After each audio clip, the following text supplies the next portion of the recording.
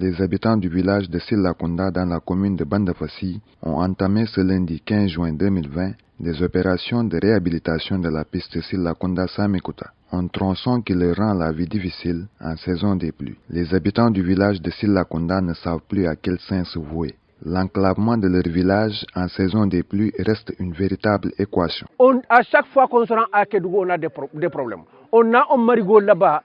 Le marigot là, quand ça pleut, quand le marigot est plein, on ne peut même pas aller à Kédougou. Si on a des malades, pour les amener à Kédougou en ville, c'est des problèmes. Une situation qui est vraiment déplorable. Ça a même coûté la vie à des gens dans le passé. Donc parce que imaginez quelqu'un qui est malade, on ne peut pas l'évacuer.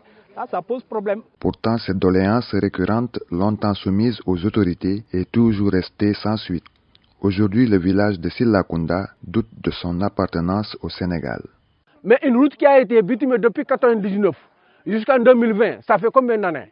Depuis 1999, depuis lors, l'État n'a plus regardé notre route là. On dirait que nous ne sommes pas des Sénégalais. Vraiment, on ne comprend pas l'État. On a beaucoup parlé. Les autorités de Kédougou, les autorités qui sont de loin, on s'est beaucoup expliqué, mais personne ne nous a regardé. Si les élections arrivent, on vient, on nous dit tous les mots. Ce n'est que des mensonges. Parce que tout ce qu'on nous dit, rien n'est fait. Nous n'avons que cette route seulement. Des promesses non tenues. Des promesses non tenues. Néanmoins, les habitants de Silakunda restent fiers d'être des citoyens solidaires, très engagés et prompts à trouver des solutions provisoires à des problèmes communautaires. Nous n'avons pas de moyens. Maintenant, on a nos forces. On a fait l'union, venir ici, et réunir deux cailloux. C'est nous-mêmes qui payons notre camion. 2 camions, nous avons 2 camions. On les paye. Chaque voyage, 40 000.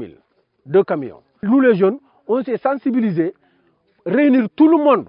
Tous les jeunes du village se sont réunis dans le même endroit, et réunir beaucoup de gros pierres, charger le camion, aller verser dans les endroits de la route qui ne sont pas bien. Silakunda souhaiterait bien bénéficier du soutien de l'État du Sénégal et des bonnes volontés pour mettre fin à l'enclavement en saison des pluies. Donc cette route-là, ça a été une bête noire pour nous. Ça fait très longtemps que nous efforçons pour refaire la route, mais à chaque fois, l'eau vient et ça dégage.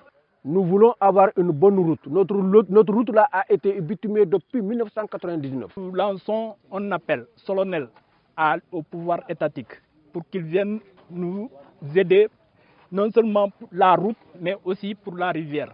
On a besoin d'appui. Silakunda a été le premier village de la zone Diara à construire et à équiper 4 salles de classe dans le CM du village. L'inauguration de ces réalisations a été faite le lundi 28 mars 2017 par Serigne Mbaye Thiam, étant ministre de l'Éducation nationale.